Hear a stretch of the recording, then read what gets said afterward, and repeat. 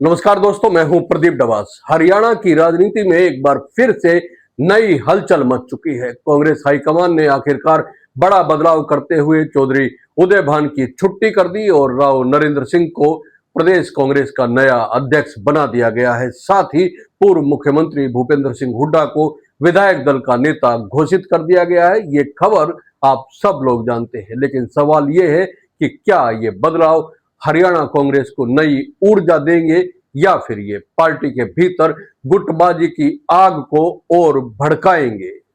दोस्तों सोचिए, लगातार 3 विधानसभा चुनाव हार चुकी कांग्रेस, जिसे हरियाणा में विपक्ष का सबसे बड़ा चेहरा होना चाहिए था, वह खुद अपनी ही खींचतान से बाहर नहीं निकल पा रही है। हाईकमान ने बदलाव तो कर दिया, लेकिन क्या यह बदलाव राहुल गांधी की मंशा के अनुरूप है? पूर्व मंत्री कैप्टन अजय सिंह यादव कह रहे हैं कि राहुल गांधी चाहते थे कि अध्यक्ष साफ सुथरी छवि, बेदाग और युवा नेता होना चाहिए। यानी कि छवि पर भी सवाल उठा दिए हैं और बेदाग होने का मतलब आप समझ सकते हैं। तो फिर क्या वजह रही कि कांग्रेस ने इसके उलट फैसला लिया? क्या यह हाईकमान की रणनीतिक मजबूरी है या फिर हुड्डा फैक्टर का सीधा असर कहा जा सकता है? जी हां, हुड्डा फैक्टर। हरियाणा कांग्रेस में अगर कोई नाम आज भी सबसे बड़ा दबदबा रखता है तो वो है भूपेंद्र सिंह हुड्डा। 4 सांसद और 32 विधायक उनके साथ खड़े हुए नजर आते हैं। यानी संगठन की आधी से ज्यादा ताकत उन्हीं के पाले में है।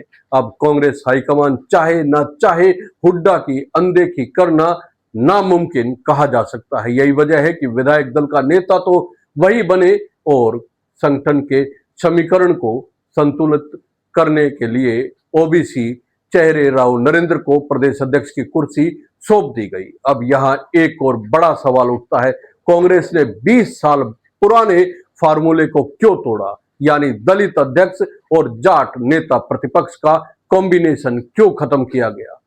जवाब सीधा है, क्योंकि भाजपा ने ओबीसी वोट बैंक में इतनी गहरी पैठ बना ली है कि कांग्रेस को भी अब उसी दिशा में चलना पड़ रहा है। याद रखिए, पिछले 3 चुनाव में भाजपा की जीत में ओबीसी वोट सबसे बड़ा फैक्टर रहा है। यही कारण है कि 48 साल बाद कांग्रेस ने अहिरवाल बेल्ट से किसी नेता को प्रदेश अध्यक्ष बनाया है। लेकिन दोस्तों, सवाल यह है कि क्या राव नरेंद्र सही विकल्प है? इंडियन नेशनल लोकदल ने तुरंत वार करते हुए कहा कि राहुल गांधी ने साफ छवि के नेता का वादा किया था, मगर राव नरेंद्र का नाम भ्रष्टाचार मामलों में आ चुका है। भाजपा ने भी चुटकी ली। पहले हुड्डा अघोषित नेता थे, अब घोषित हो गए हैं।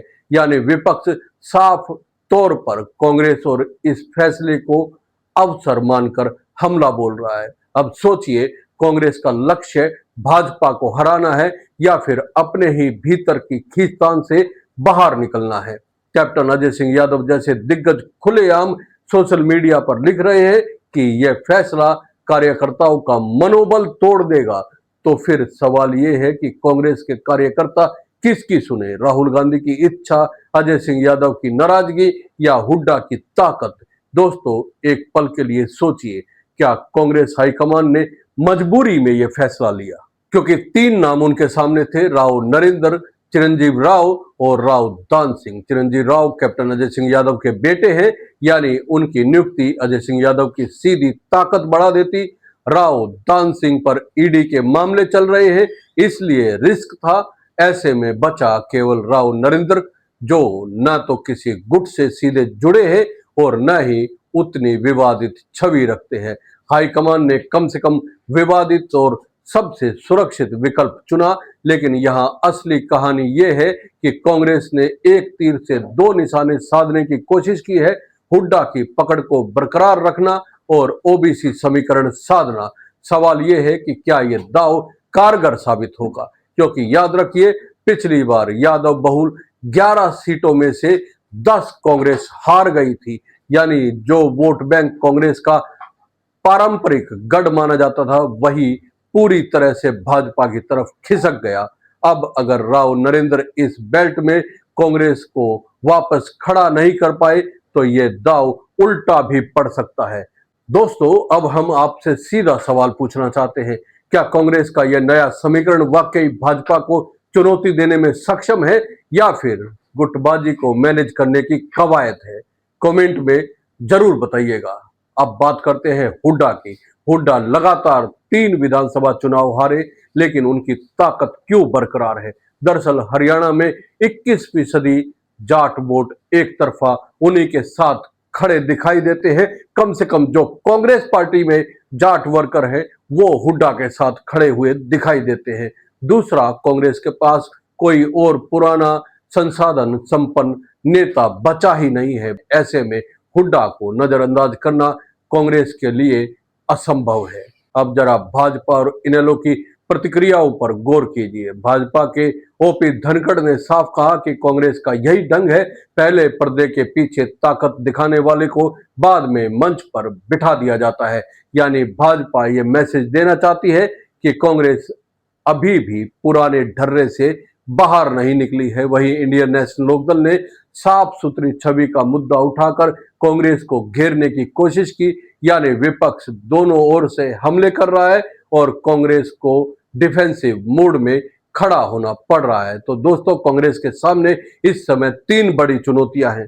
पहली, गुटबाजी को खत्म करना, क्योंकि अजय सिंह यादव जैसे नेता अगर खुलकर विरोध करेंगे तो संदेश सीधा कार्यकर्ताओं तक जाएगा। दूसरी, ओबीसी वोट बैंक में अपनी पकड़ को मजबूत करना, क्योंकि यही वोट बैंक भाजपा का गढ़ है। और तीसरी, जाट वोट बैंक को हुड्डा के साथ बनाए रखना, क्योंकि यही कांग्रेस की अब रीढ़ समझी जाती है। अब सवाल यह है कि क्या कांग्रेस इन तीनों चुनौतियों को हल कर पाएगी या फिर यह नया समीकरण भी सिर्फ सत्ता के भूखे गुटों के बीच समझौते की रणनीति बन चुका है?